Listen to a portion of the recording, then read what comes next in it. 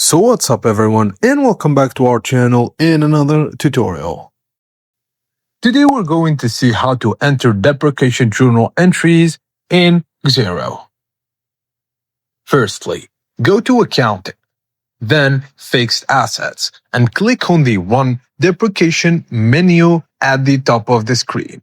Review the automatically calculated figures provided by Xero's built-in asset calculator.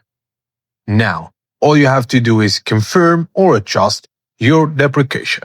Click Confirm to post the journal entries, then repeat this monthly until your register matches the current date.